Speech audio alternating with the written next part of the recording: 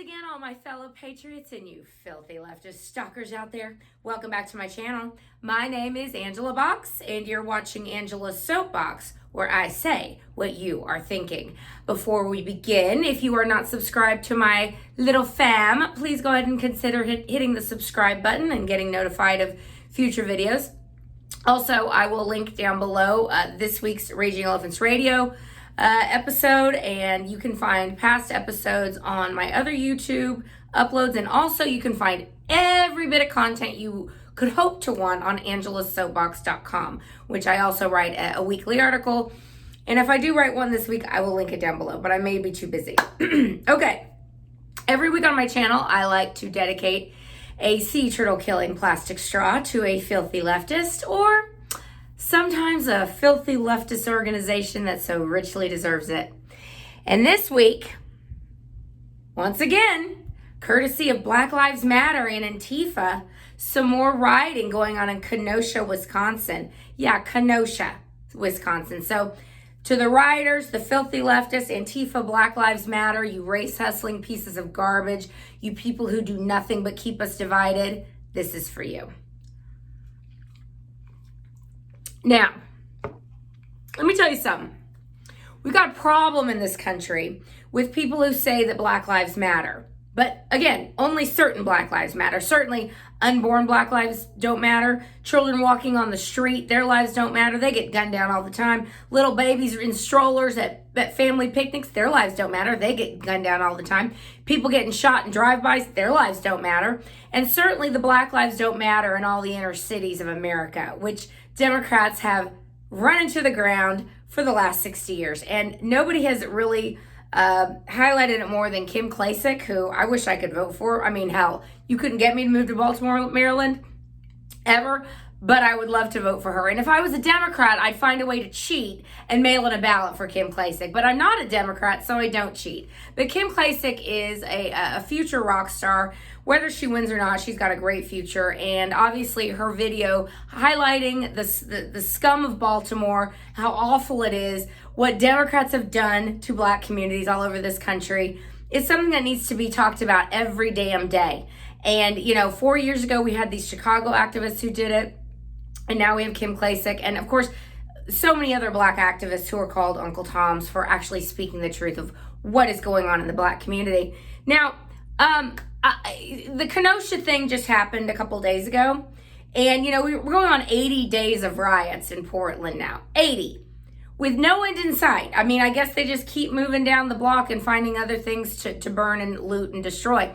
But here's my question. Why is it the first reaction of filthy leftists and their enablers and those who pay for this destruction, the people of Antifa, of Black Lives Matter, of other radical Marxist anarchist groups, why is it their first reaction to loot, to riot, to set ablaze, to assault, to murder, and to behave like common criminals whenever a police-involved shooting happens? Now, this police-involved shooting, as usual, the plot thickens. At first we heard, oh, this white police officer shot this Black man in the back as he was running away.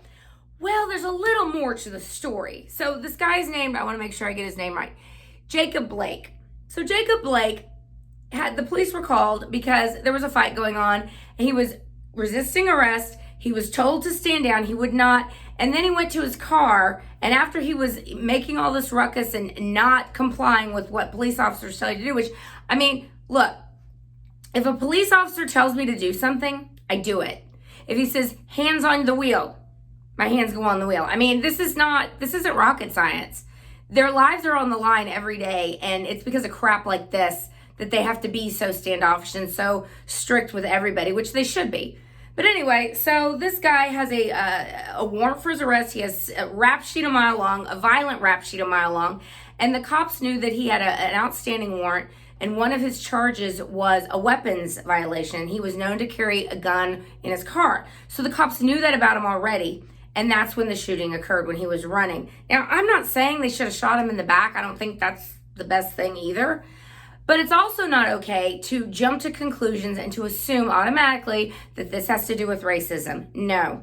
9 times out of 10, There is a reason behind it. And we're going to find out as we go along more about this Jacob Blake person. But, never let facts get in the way of a good riot, right? Black Lives Matter. And when I called Black Lives Matter race hustlers a few years ago, YouTube took down one of my videos because I called them out for basically causing the deaths of the 7 police officers in Dallas, which proved me wrong. You tell me that their rhetoric didn't cause that Black Lives Matter supporter to gun down 7 police officers in Dallas. I stand by it to this day. These people get off on dividing us.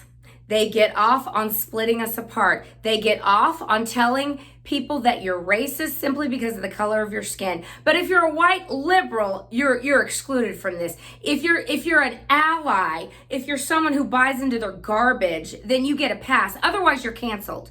And I want to speaking of canceling and the filthy leftists, the things they do every day to normal Americans who just go about their lives.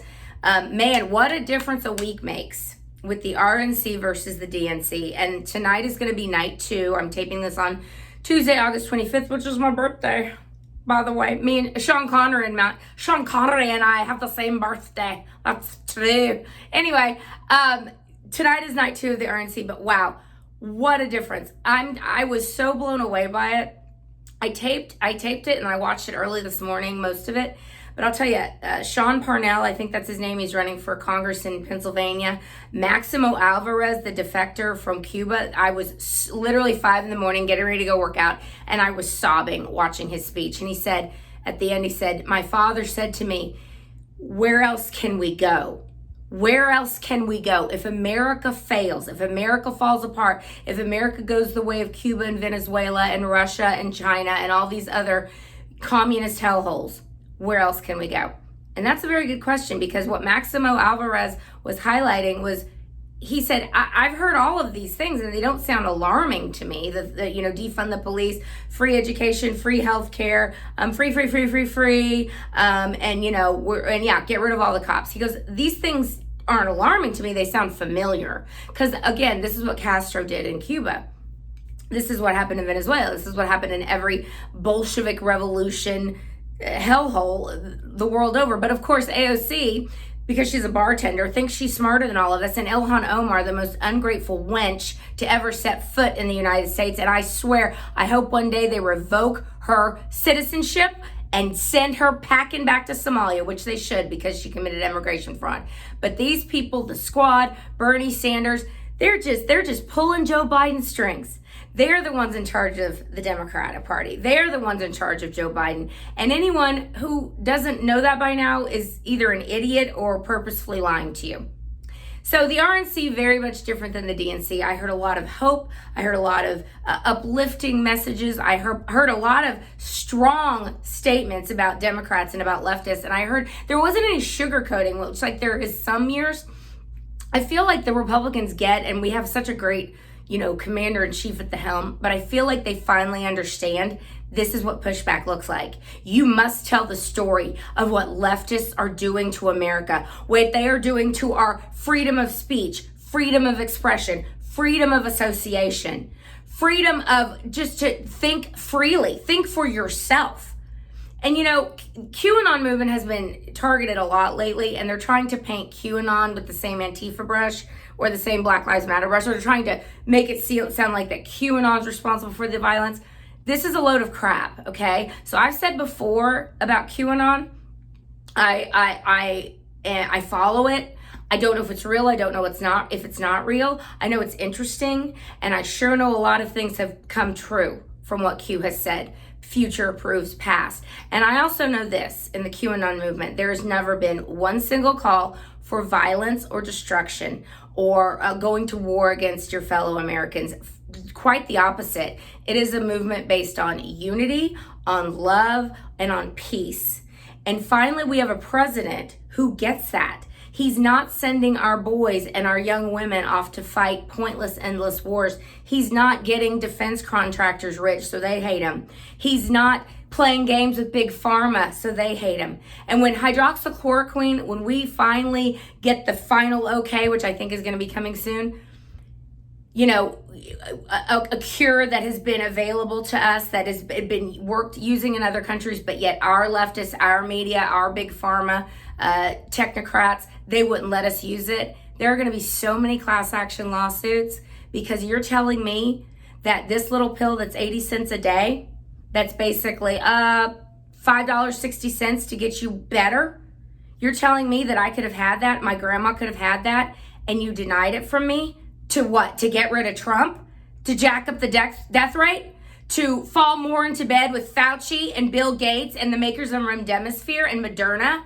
People who are in charge of making a magical vaccine? Yeah. When hydroxychloroquine, which does work and has been working in many other countries, and in fact, the countries that have used hydroxychloroquine, the sub-Saharan countries, the countries that have malaria, they hardly had any COVID deaths at all. Let's add 2 + 2, but that's too hard for Democrats. Actually, it's not too hard. They're just evil. So that's the deal. Now, back to the RNC. We have seen, last week was, I call it a malignant beep show.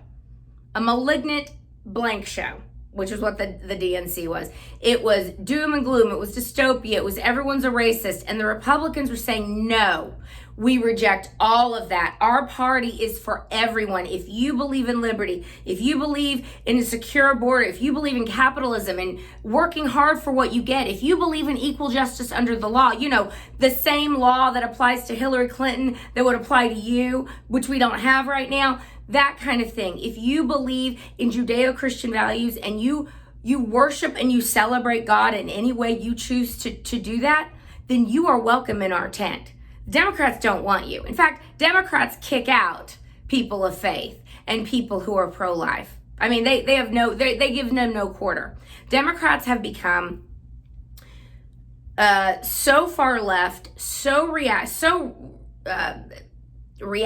reactionary, that's not the word, and it's not revolutionary either because it's been done before, but they're taking it to an 11 with the cancel culture and everything we've seen.